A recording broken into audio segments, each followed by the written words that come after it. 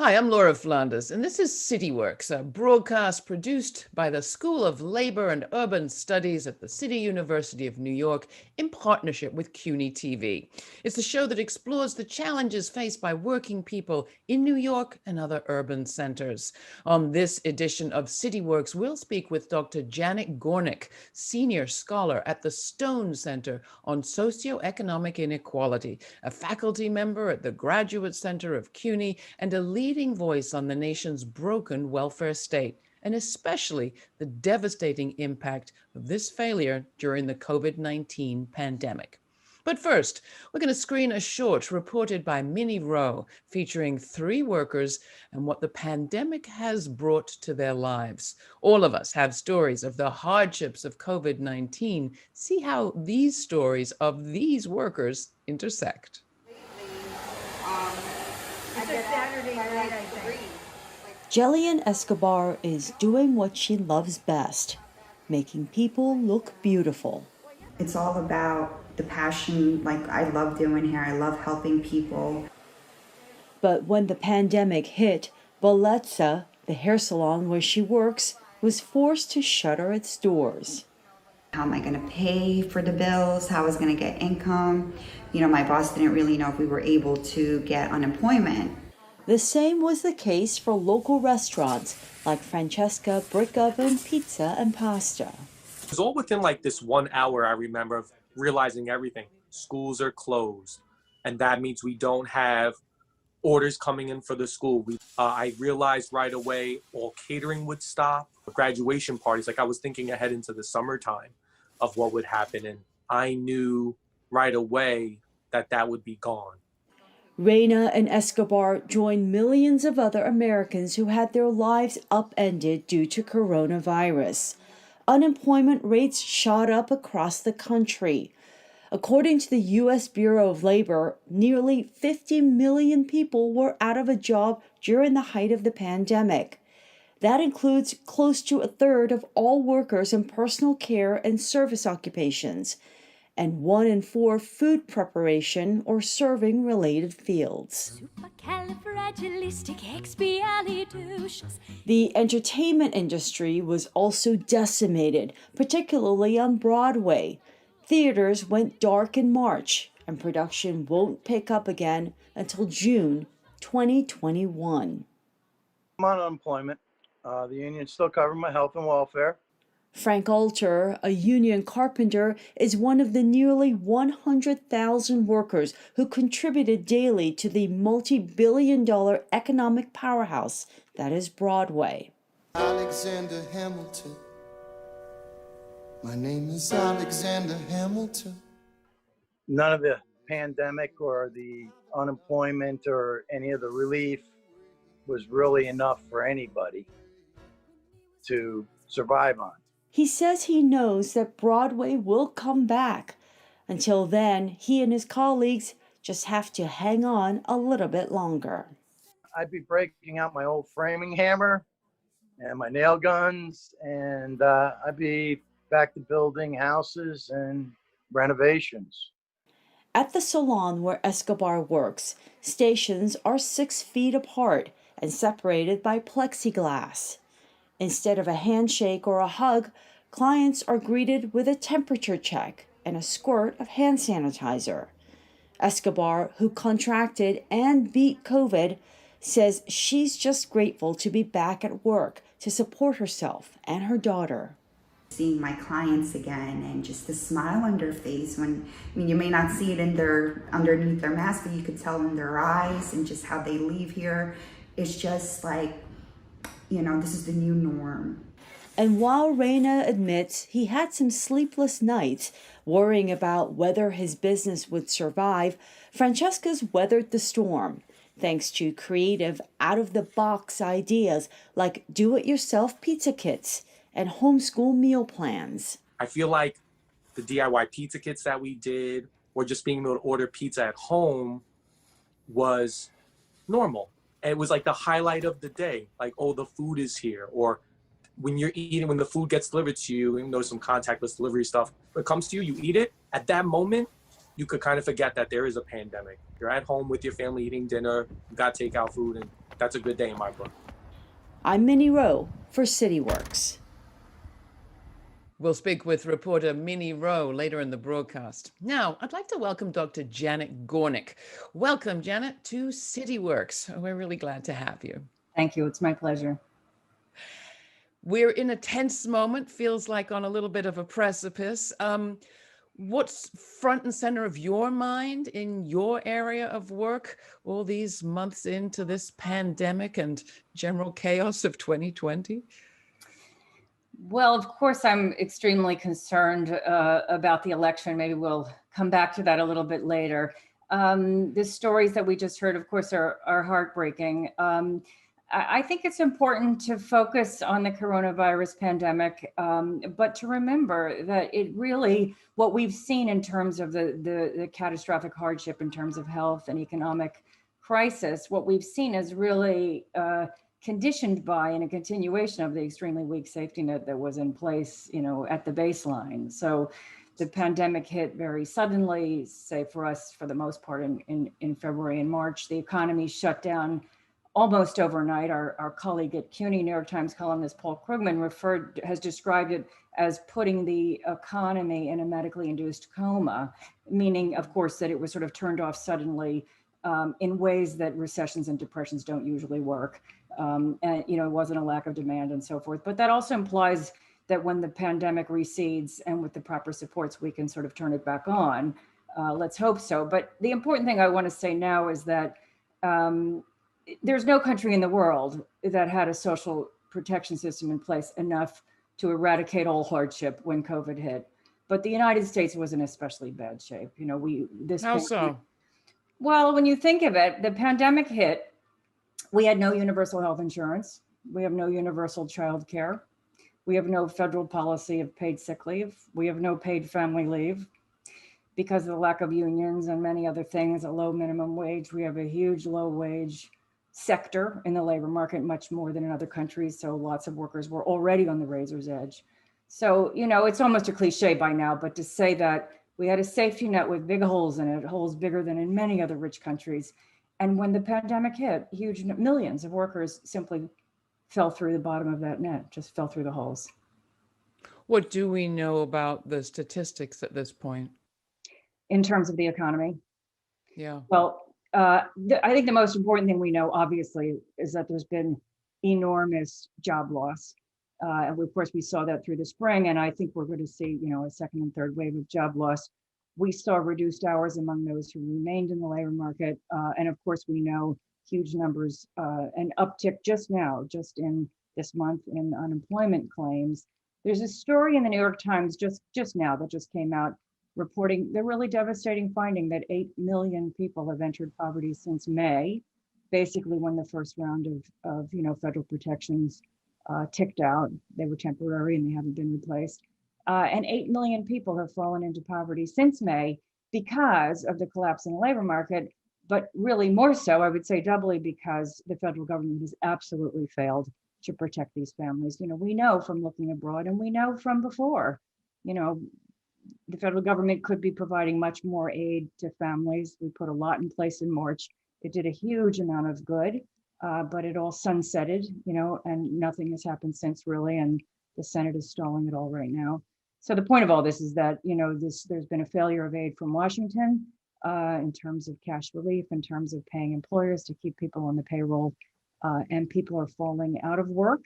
And of course, unemployment is running out for many of them. And now we're seeing just this increase in poverty, which is extremely worrisome. The statistics that you mentioned are chilling. And when you dig into the racial disparities, it's just daunting to imagine how some communities come back from this. Already people are talking about recovery, an unequal recovery, perhaps the most unequal, but a recovery. I'm not sure the statistics suggest that some of the people that we've just been talking about are recovering yet at all. Communities of color have been hit incredibly hard. The first thing we realized almost instantly is that the health crisis itself hit communities of color in way disproportionately. And we know that for many, many reasons. There have been some very good work done on this. People of color hold jobs that put them more at risk. They were they had fewer opportunities. to work remotely, putting them on public transportation and so forth, lack of health insurance, many things that some colleagues of mine in the public health world have done some wonderful analyses explaining there's about 15 different reasons that people of color were hit harder from a health perspective. And that, of course, compounded the economic losses, because when someone is sick, of course, and when their family members are sick and dying, of course, it pulls them away from paid work. And then the kinds of jobs that people of color hold, they are disproportionately in retail, service, and so forth, the sectors that were hit really hard. So there's no question.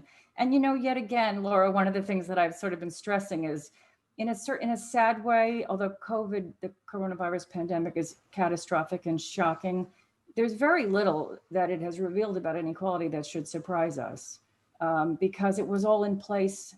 The building blocks for this inequitable response, the consequences being so inequitable, that was all in place on the eve of the pandemic in terms of the kind of jobs that people hold, income, housing, schooling. The inequities were there, and they've just exploded as the pandemic has hit families differentially. And you're absolutely correct that a large share of households and workers have been cushioned by their income and the types of jobs that they hold, but that kind of privilege was not equally distributed before COVID hit.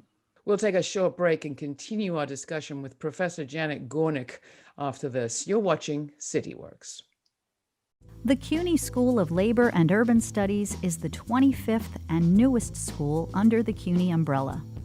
Dedicated to public service and social justice, the CUNY School of Labor and Urban Studies offers undergraduate and graduate degrees in the areas of labor studies and urban studies, and certificate programs in labor relations, public administration and public policy, healthcare policy and administration, and community leadership. We pride ourselves on being an institution that brings together activists and academics. Find out more at slu.cuny.edu.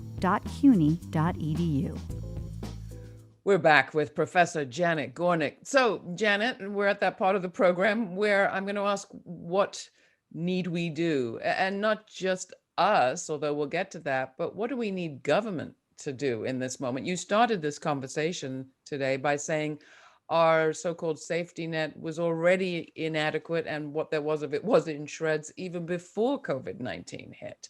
So what does that imply for our demands and needs at this moment? I think if we really want to put together an institutional arrangement that provides a decent level of support for workers and their families, first of all, we need universal health insurance, which is imperiled now. We all know that. We need universal child care. We need much more investment in primary, secondary, and higher education. We need a stronger system of public supports for poor families, and many other things. And the other thing I would really stress, and I think the setting where you are at CUNY now, it's important to mention this, we have an incredibly weak set of protections for workers. So I'm not talking about cash and financial protection, I'm just talking about regulation, that the labor market in the US is like the Wild West. So just briefly to remind people, or to tell people who don't know this, in the European Union and the 28 countries of the European Union, it is illegal to discriminate against part-time workers. They can't be paid less than full-time workers in comparable work. Legislation is in place, recently new legislation, protecting people from being sent home with no pay when they've turned up at their shift, protecting people from so-called zero-hour contracts. The UK, in fact, just put in some really important legislation. A zero-hour contract, these are growing in the US as well. Somebody works, say, for a home health care agency, and weeks go by, they're on call, and they have no hours, so they have no earnings. And these jobs have exclusivity components, so they're not allowed to have another job. And countries have been putting in place regulations to disallow this. So it sounds a little bit obscure, but the fact is a lot of American workers have very non-standard jobs and non-standard hours, and they have absolutely no protection.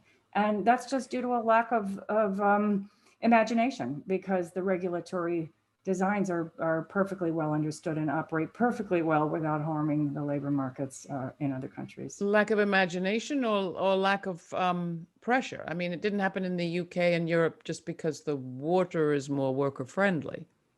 Well, yes, absolutely. I think it's both, actually. It's interesting way you've asked that question. There's no question that the political landscape in the United States is famously hostile to redistribution, deregulation. We know that we've been in a profoundly conservative era since 1980 and are now in a chaotically conservative era that I think many of us hope will come to a close soon. So there's no question that the politics are not friendly, but there's a lot of social protection and worker protection in countries that are really no less conservative than the United States. And part of the reason that I say it's a lack of imagination, the last thing I want to do, and I don't mean to at all, is to blame progressives for the lack of policy. But I spend a lot of time talking to progressives who've never heard of these policy options. Well, it's a very important point that you're making. And we are also talking at a very important moment in this country's history on the verge of an election. I think you and I would probably both agree that elections don't make all the difference, but they do make a lot of difference. What do you think is at stake right here, right now, as we're speaking? Oh my goodness. Well, I think it's so hard to say anything that doesn't sound like a terrible cliche. I do believe this is the most important election of my life. I'm well over the age of 60. I have voted in many elections. I've never remembered anything feeling this consequential. And I think we know it's not just because of what's happened in terms of policy in recent years. It's because of this chaos that's come out of the White House and the damage to so many institutions, the corruption in the Justice Department, the State Department, our public health agencies, and now this tremendous tragedy that's unfolding in terms of the Supreme Court, which is, we're looking at decades and decades of consequence. So I think that leaving aside even the policy landscape, this White House has got to go because of the danger there. Now, at the same time, I think policy really matters. And so let me just say the following from a policy perspective. For the Democrats to regain the White House is crucial, but it's also crucial for the Democrats to regain the Senate and to hold the House. Without any of those three pieces, it will be difficult to move forward. So if I could just fantasize for a moment, if the Biden-Harris administration wins and is allowed to take office, if the Democrats take the Senate, and I think we know they'll hold the House, I think we know we're going to see a relief package immediately. We're going to see financial aid looking like the CARES Act. We will see aid to workers and small employers. We'll see protections against the loss of health insurance. In the short term, we'll see protections against foreclosure for homeowners, against eviction, a massive wave of renters eviction otherwise is going to hit this winter. And then when the pandemic is stabilized and the economy recovers, which it will, I think we're going to see, if we are so fortunate as to have a Democratic Senate and a Democratic president, I think we will see a new version of Obamacare, Biden-Harris care. It will be designed to escape some of the court challenges that have been so devastating. There has, though, been a lot of talk, including from the top of the Democratic ticket, about a return to normal, or normalcy, as they say. What you said at the very beginning is that a return to the status quo ante all of this before wouldn't be enough. Returning to normal, is that what you would like to see? Is that the best you think we can do? Well, that's a very well phrased, concerning question. I think we first need to return to normal. In other words, the obvious is to get out of this dreadful public health and economic crisis. But absolutely, that's absolutely correct, that normal baseline was not adequate. I've been working in the field of social policy design literally for 40 years. We haven't seen the gains that we would have hoped for. There have been important gains. The Affordable Care Act was enormously important. The earned income tax credit was important. We've certainly seen important social safety net features that have been put in place in recent decades, but that's absolutely correct. The baseline is totally inadequate in the United States, and it has been for a long time. Well, thank you so much for your time and your insights. Perhaps we'd be able to get you to come back and revisit your thoughts on the socioeconomic dynamics of 2021 and the future workers face in the months ahead. Thank you so much, Professor Gornick.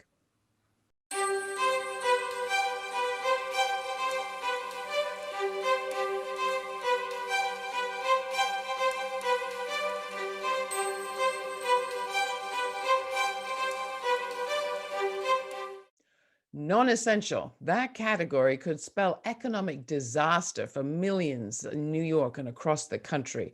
What happened to a small business owner designated as non-essential as the pandemic struck? Again, we asked reporter Minnie Rowe to look for answers. This is the story of how one proprietor kept himself and his family afloat. Take a look.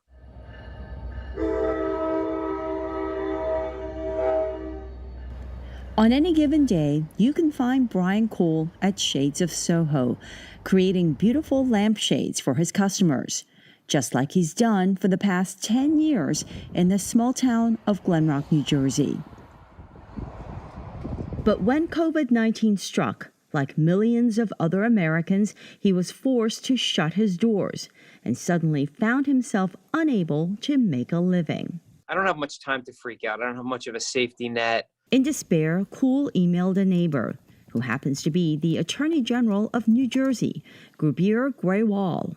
I emailed him and I said, there are a lot of Brians out there. And when I say that, that means if you shut down non-essential businesses, I will lose my business, I will lose my home. Then Cool turned to the internet, looking for ideas to make money. That's when he saw a Facebook post from a friend who was immunocompromised and needed help getting groceries. I called her and said, hey, do you want me to deliver food to you? It turned out I didn't deliver food to her, but in a conversation with her, it all kind of just birthed. Within a day, Cool created Bergen Brings, a grocery and medication delivery service. With people increasingly hesitant to shop for groceries, not to mention the long lines just to get in the door, the timing was perfect for this new business venture. This morning, apparently, I saved some kid with an asthma attack. Yesterday, I got a pregnant woman who could not stop throwing up medicine. A lot of people feel bad asking me to do this. Even people that I had a lot of repeat customers already. And they're always like, I feel bad contacting you. And I'm like, don't. This is my new business right now. This is my business. I appreciate the business. I need it. At the height of the pandemic, Cool was in such high demand he was working 10 to 12 hours every day. He did everything he could to keep himself and his customers safe. He wore gloves, disinfected his carts before and after every shop, and he made one supermarket trip per customer. It was either stay home, not go out, and lose everything. But I was really hesitant to put the word out. I thought there'd be backlash on my store. How could I go out? I'm going to be spreading the disease. I'm going to be going store to store. Oddly enough, everybody instantly was like, thank God you're doing this. Good for you. Really great feedback. Cool was successful in pivoting from lampshade designer to personal shopper, but many others across America didn't fare as well, and the economic impact was immediate. On March 9th, the Dow Jones Industrial Average plunged over 2,000 points, the largest one-day drop in history. Within the first week of the quarantine, 3.3 million people filed for unemployment. By May 2020, that number had swelled to 20 million, levels comparable to the Great Depression. Honestly, I think it's going to take the people that were already struggling, which is a lot of mom and pop stores in any town USA. I think it's going to be a lot of ghost towns, a lot of empty storefronts. Thanks to Bergen Brings, Cool weathered the unstable financial times during the pandemic.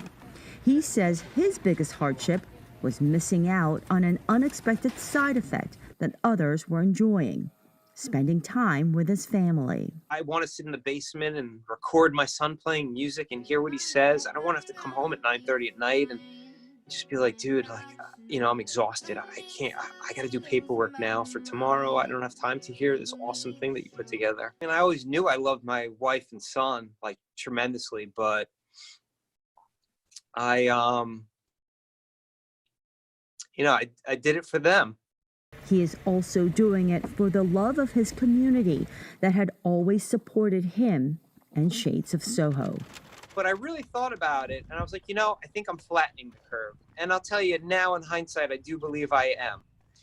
Because I've done over 65 orders in 12 days. That is 65 less people that have been out. I'm proud of what I'm doing. really proud.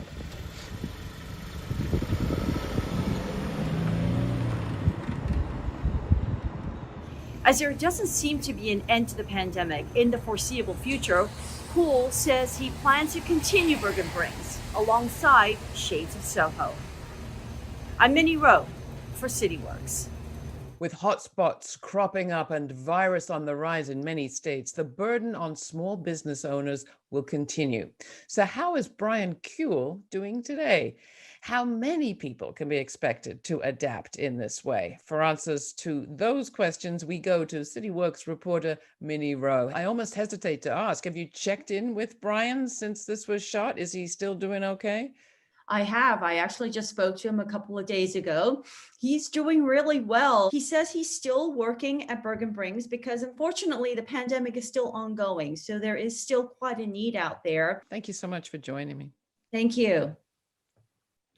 Thank you for watching CityWorks. We'll be back in December with a post-election reporter roundtable. If you have questions or comments, you can reach us at CityWorks. That's cityworks@slu.cuny.edu. For CityWorks, I'm Laura Flanders.